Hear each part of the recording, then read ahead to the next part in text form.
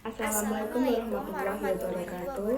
Kali ini kami akan mempresentasikan bab 10 dengan judul Pendekatan Konstruksi Sosial yang beranggotakan saya sendiri, Devi Rahayu, NIM 3070190056.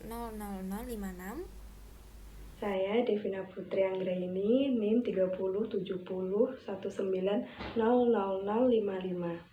Nama saya Gani Halafiah, NIM 307019000080.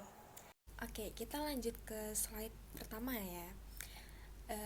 Pembelajaran yang efektif dapat terjadi ketika anak-anak berkolaboratif atau berkolaborasi. Hal ini dinyatakan karena anak-anak sendiri ini kan makhluk sosial ya. Karena mereka itu kan manusia yang identik dengan makhluk sosial. Jadi di saat makhluk sosial itu berkolaborasi atau berkelompok, maka pemikiran maupun kerja mereka itu pasti bakal lebih bagus atau lebih efektif begitu. Nah, di negara Amerika sendiri, mereka itu lebih menekankan kepada muridnya atau kepada siswanya secara individu dibanding kelompok begitu. Nah, pemikiran kolaboratif ini sendiri baru-baru ditekankan atau baru-baru muncul sebagai tema penting dalam pendidikan Amerika. Nah, di bab ini bakal fokus pada pemikiran kolaboratif yang dianjurkan oleh pendekatan konstruksi sosial gitu. Lanjut ya.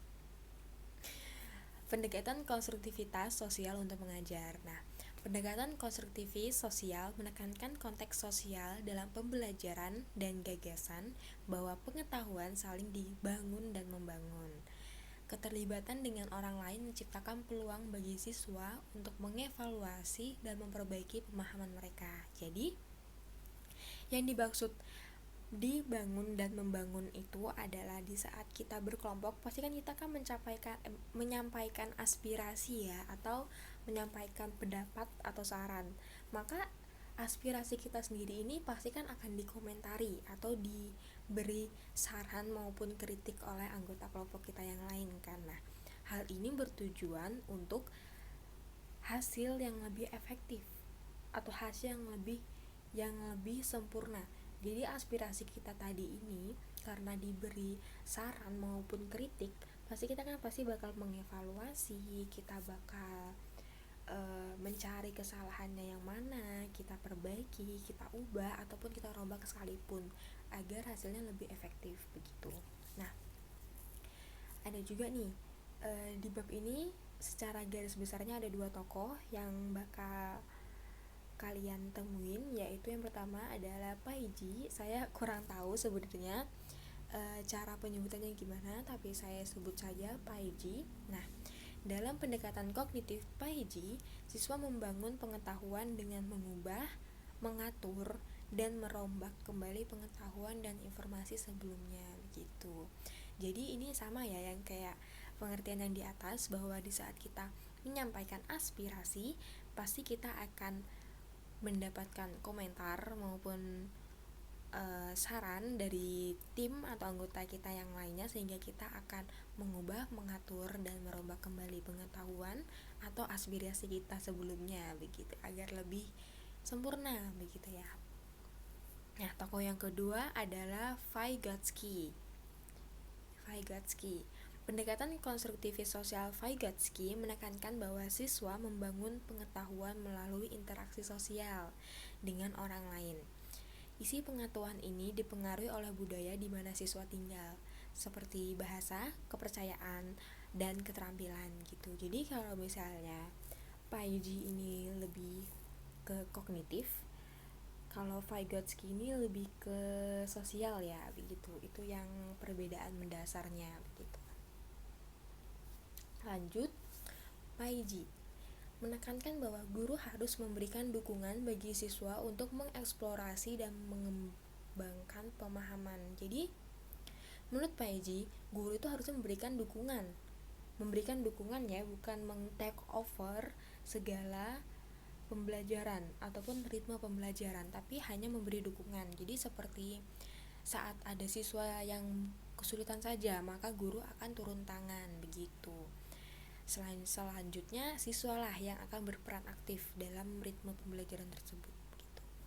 Terus yang kedua adalah Vygotsky, menekankan bahwa guru harus menciptakan banyak kesempatan bagi siswa untuk belajar dengan membangun pengetahuan bersama dengan guru dan dengan teman sebaya. Jadi kalau Vygotsky ini selalu condong dengan sosialnya, sehingga Vygotsky ini menekankan bahwa guru itu harusnya memberikan ruang dan waktu agar siswanya ini lebih berdiskusi antar teman sekelas maupun dengan gurunya begitu.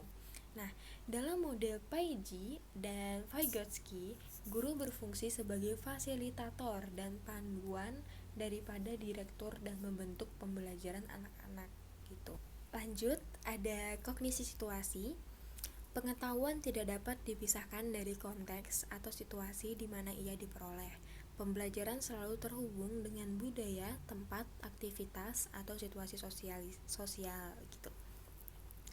Ini tuh seperti di saat kita ujian praktek ya. Kita kan pasti bakal lebih paham dengan materi di saat kita bukan ujian praktek, tapi saat kita praktek gitu kan, dibanding kita hanya belajar dari buku atau belajar teori-teorinya saja begitu kan. Nah, inilah dimana kognisi situasi ini berperan dalam hal ini, dalam praktek, karena untuk memperluas pengetahuan atau pemahaman siswa itu kita tuh dengan langsung terjun begitu. Jadi misalnya begini, untuk membuat para siswa paham dengan apa itu gunung berapi, maka siswa itu bakal dibagi. Beberapa siswa akan menjadi ilmuwan dan beberapa lagi akan menjadi tim evakuasi. Beberapa orang atau siswa yang menjadi ilmuwan, mereka akan mencari tahu apa itu gunung berapi, bagaimana gunung berapi itu bisa meletus, atau ciri-ciri gunung berapi itu aktif, atau apa saja struktur tanah yang ada di gunung Merapi. Itu semuanya tim atau siswa yang berperan sebagai ilmuwan lah yang mencari tahu, dan sebagiannya yang sebagai tim evakuasi akan melaporkan apa yang terjadi di TKP begitu. Jadi dengan hal ini siswa itu bakal lebih paham begitu, karena mereka merasa bahwa mereka tuh langsung terjun begitu, sehingga mereka lebih menggali informasi itu juga lebih enak begitu, karena mereka tuh memposisikan dirinya tuh sebagai ilmuwan maupun tim evakuasi begitu. Lanjut, guru dan teman sebaya sebagai kontributor bersama dalam pembelajaran siswa. Yang pertama ada perancah. Perancah diilustrasikan sebagai teknik mengubah tingkat dukungan selama sesi pengajaran. Guru atau teman sebaya yang lebih maju dari siswa lainnya menyesuaikan jumlah bimbingan agar sesuai dengan kinerja siswa saat ini. Jadi perancah itu kayak yang ada saat orang mau bangun suatu bangunan ya. Nanti coba dikasih contoh perancah. Jadi perancah tuh kayak gini ya kalau di bangunan ya. Jadi kalau dalam pembelajaran, perancah yang dimaksud tuh gini, guru itu gak bakal ngebantu dari awal sampai akhir itu ngebantunya full 100% tuh tidak, tapi dikurangi secara berkala begitu. Jadi misalnya di awal pembelajaran guru akan membantu 70%, ibaratnya kita sebut saja 70% ya. Terus semakin lama pembelajaran ini dimulai atau diajarkan, maka guru akan memberikan bantuan tuh semakin dikit. Guru atau teman sebaya ya, itu akan semakin dikit. Jadi misalnya yang pertama ada 70%, maka akan dikurangkan jadi 50%, jadi 40%, jadi 30%, sampai akhirnya tidak memberi dukungan sama sekali. Jadi dia hanya memantau begitu. Lalu yang kedua ada masa belajar kognitif. Psikolog perkembangan Barbara Rogoff menekankan bahwa alat pendidikan yang penting pada masa kognitif suatu teknik di mana seorang ahli memperluas dan mendukung pemahaman pemula dan penggunaan keterampilan budaya. Jadi tuh Rogoff ini sendiri meneliti ya, menekankan seberapa pentingnya sih masa belajar kognitif ini. Jadi Rogoff itu pernah menjabarkan bahwa di Amerika ada anak yang berasal dari keluarga dengan latar belakang menengah ke atas dan latar belakang ke bawah gitu dalam ekonomi ya gitu. Nah, biasanya anak yang memiliki latar belakang keluarga yang menengah ke atas, mereka akan diajarkan membaca buku bergambar maupun diajak belajar secara verbal itu sejak kecil, jauh hari dari saat mereka masuk TK begitu. Nah, sedangkan anak yang berasal dari latar belakang ke bawah, maka ia tidak diajarkan untuk membaca ataupun berkomunikasi pun jarang begitu ya. Jadi itu menyebabkan anak itu tidak memiliki banyak kosakata begitu, ataupun tidak pede, tidak lancar berbicara di depan umum. Kita lanjut. Bimbingan belajar. Bimbingan belajar pada dasarnya adalah magang kognitif antar seorang ahli dengan seorang pemula. Pengajaran individu adalah strategi yang efektif yang menguntungkan banyak siswa, terutama mereka yang tidak berhasil dalam satu mata pelajaran. Nah, bimbingan belajar ini banyak cabangnya. Salah satunya ini, pembantu kelas, relawan, dan mentor. Beberapa program bimbingan individu telah dikembangkan. Program Reading Recovery menawarkan sesi tutorial harian selama setengah jam. Sistemnya adalah satu persatu untuk siswa yang mengalami kesulitan belajar membaca setelah 1 tahun pengajaran formal. Nah, Reading Recovery ini dengan cara ia diajarin itu sesi tutorial harian selama setengah jam. Jadi dia tuh sekali pertemuan tuh hanya 30 menit saja, tetapi diajarinya tidak langsung banyak orang, tapi mereka satu persatu. Jadi anak tersebut dengan gurunya begitu. Jadi itu bakal lebih efektif ya di saat kita tuh belajar tidak banyak orang ada di ruangan itu gitu. Lanjut. Yang kedua ada tutor sebaya. Tutor sebaya lintas usia biasanya bekerja lebih baik daripada tutor sebaya yang seusia. Teman sebaya yang lebih tua lebih cenderung terampil daripada teman yang sama gitu. Nah, tapi bimbingan oleh teman sekelas dengan usia yang sama cenderung mempermalukan seorang siswa dan menyebabkan perbandingan sosial yang negatif. Nah, dalam beberapa kasus, les memberi manfaat bagi tutor dan tute. Mengajarkan sesuatu kepada orang lain adalah salah satu terbaik untuk mengajar. Nah, sebelumnya ingin meluruskan bahwa tutor itu orang yang mengajar dan tute itu adalah orang yang diajar atau murid begitu ya. Ada nih peer assisted learning strategies diciptakan oleh John F. Kennedy. Nah, di PALS ini tadi singkatannya PALS ya. Di PALS, guru mengidentifikasi anak-anak mana yang paling tepat untuk membantu anak-anak lain mempelajari keterampilan itu. Jadi begini, dalam kelas tersebut guru itu akan memilih gitu kan. Kisahnya si A akan dipasangkan dengan si B.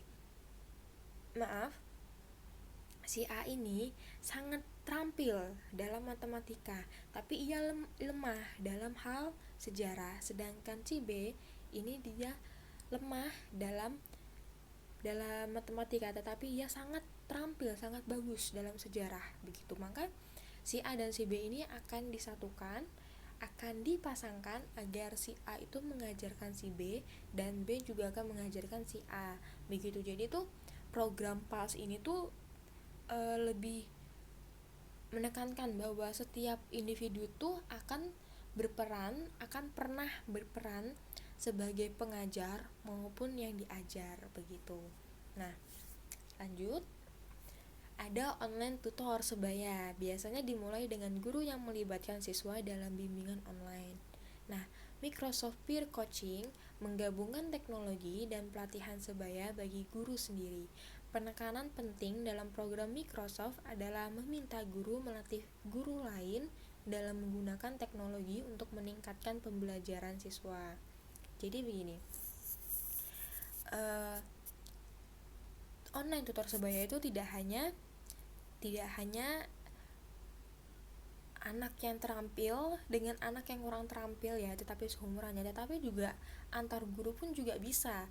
Nah, di Microsoft Peer Coaching ini menekankan bahwa guru akan mengajarkan kepada guru yang lainnya. Jadi guru yang lebih terampil akan mengajarkan guru yang lainnya yang kurang terampil agar tahu bagaimana sih cara meningkatkan pembelajaran siswa, begitu. Bagaimana sih cara yang efektif. Nah, itu melalui online tutor begitu.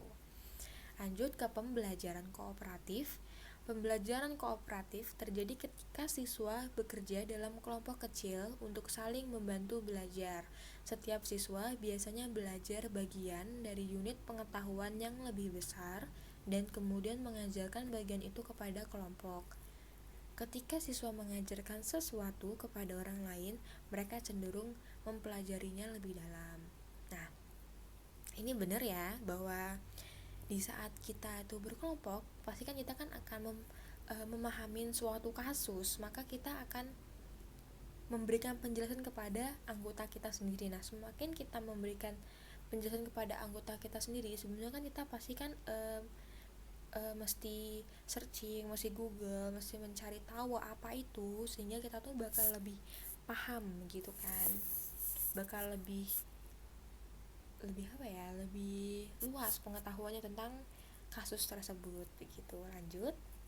Nah, ini ada beberapa tentang pembelajaran kooperatif. Yang pertama adalah penelitian tentang pembelajaran kooperatif.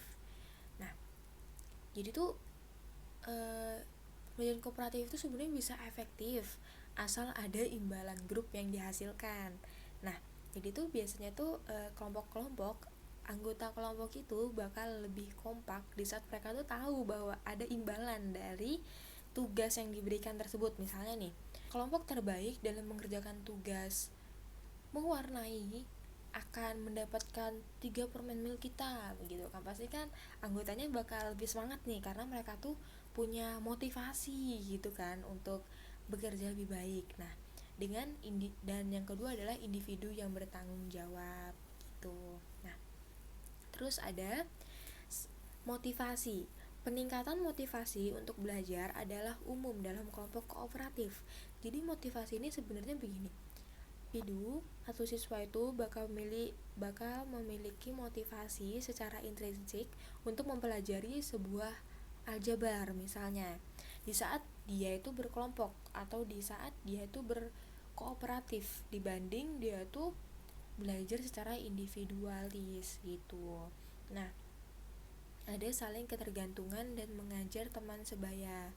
Belajar juga mempromosikan peningkatan saling ketergantungan dan koneksi dengan siswa lain.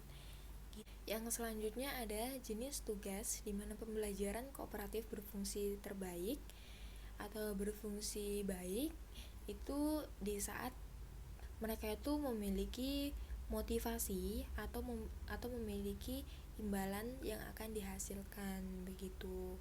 Nah, biasanya tuh jenis tugas yang efektif atau yang berfungsi baik itu di saat tugas itu lebih kompleks, tidak hanya menghafal ataupun hafalan begitu. Nah, selanjutnya tentang pembelajaran kooperatif ini akan dijelaskan oleh teman saya, Hani. Pendekatan pembelajaran kooperatif. Sejumlah pendekatan pembelajaran kooperatif telah dikembangkan. Mereka termasuk STAD, Student Teams Achievement Division, kelas Jigsaw 1 dan 2, belajar bersama, investigasi kelompok, dan description kooperatif. Menciptakan komunitas kooperasi. Komunitas sekolah terdiri dari staf pengajar, staf, siswa, orang tua, dan orang-orang di lingkungan tersebut. Untuk menciptakan komunitas belajar yang efektif, David and Roger Johnson 2002, pp 144-146, menyimpulkan bahwa kerjasama dan saling ketergantungan yang positif perlu terjadi pada sejumlah tingkatan yang berbeda. Kelompok belajar anak-anak di dalam kelas yang baru saja kita bahas. Ruang kelas, antara ruang kelas sekolah, interaksi orang tua sekolah. dan interaksi sekolah lingkungan sebagai berikut. Kerjasama kelas. Ada banyak cara untuk menciptakan kerjasama dan saling ketergantungan untuk seluruh kelas. Tujuan kelas dapat dihasilkan dan penghargaan kelas diberikan. Kerjasama kelas dapat dipromosikan dengan menempatkan tim yang bertanggung jawab atas pembersihan kelas harian, menjalankan bank kelas atau bendahara kelas.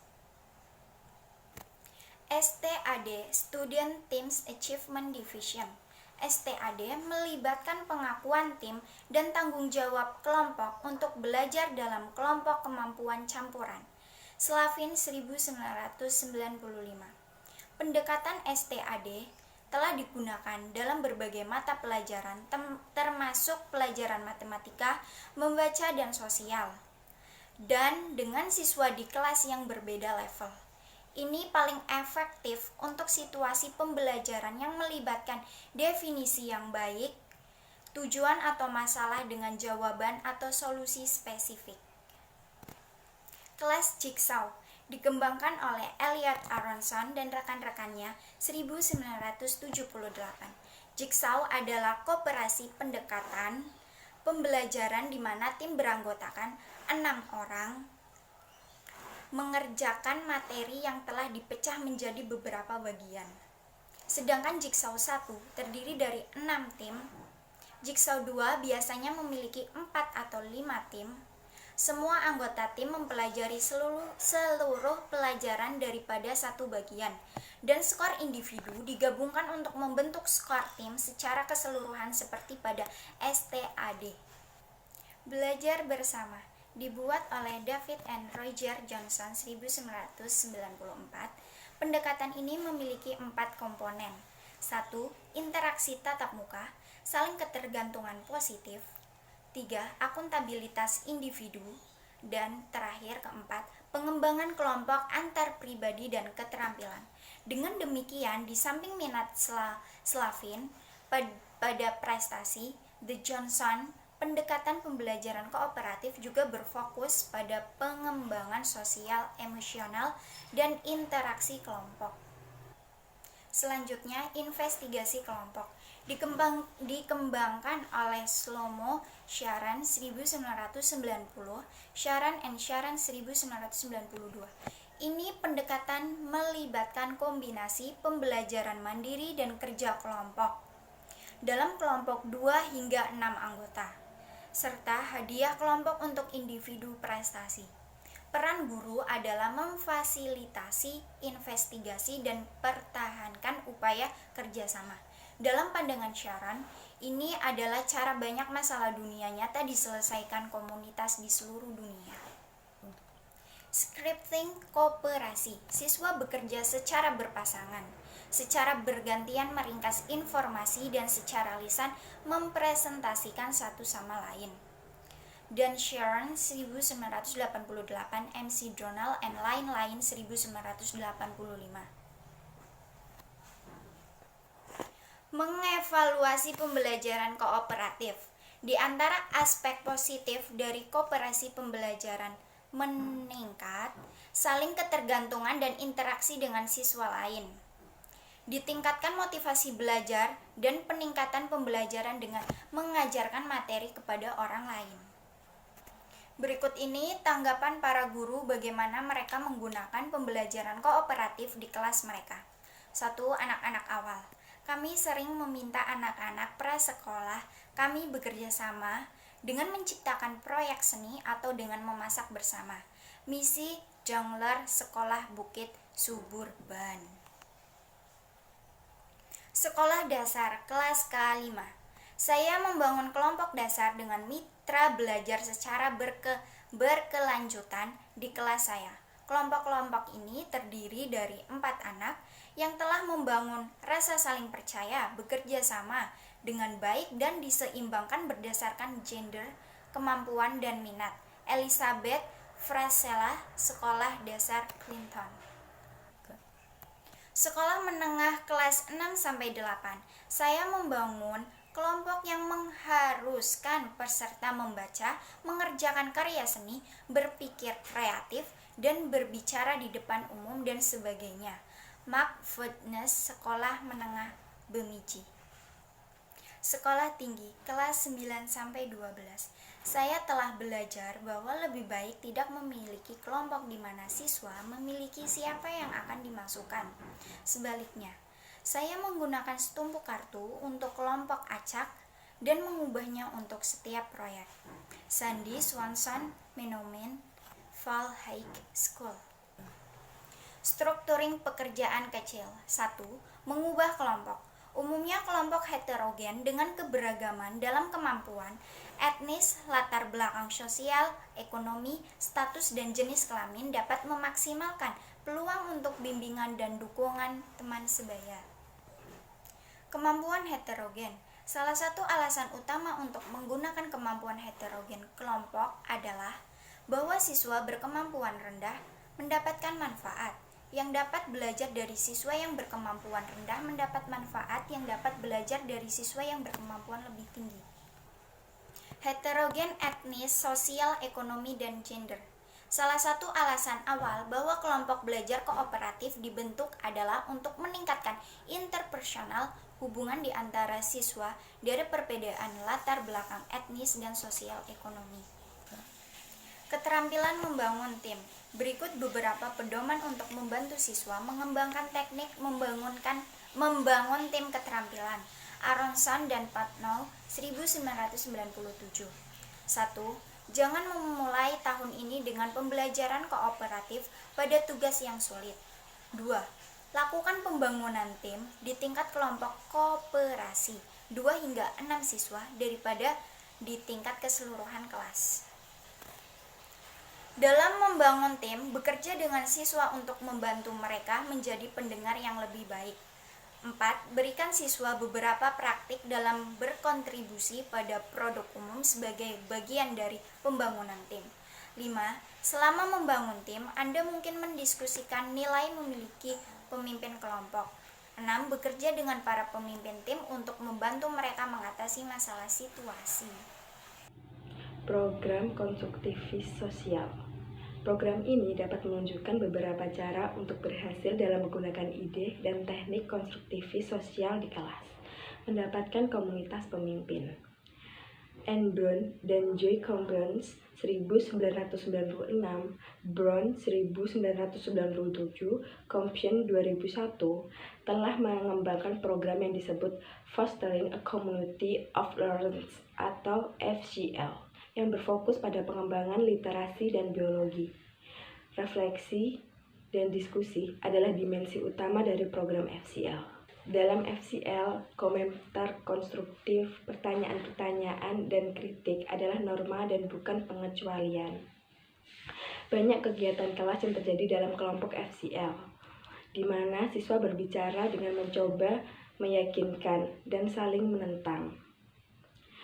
Program FCL menekankan pada 3 strategi yang mendorong refleksi dan diskusi. Yang pertama, penggunaan orang dewasa sebagai panutan. Yang kedua, anak-anak mengajar anak-anak. Dan yang ketiga, konsultasi belajar online. Children Teaching Children.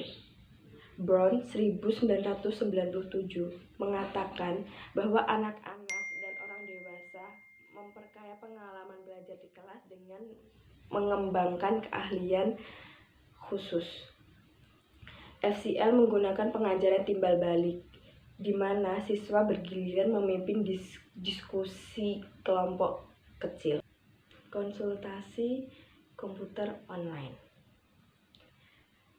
Ruang kelas FCL juga menggunakan email untuk membangun komunikasi dan keahlian. Konsultasi komputer online kelas FCL menggunakan email untuk memberikan bimbingan dan saran, serta komentar tentang apa yang dipelajari dan dipahami.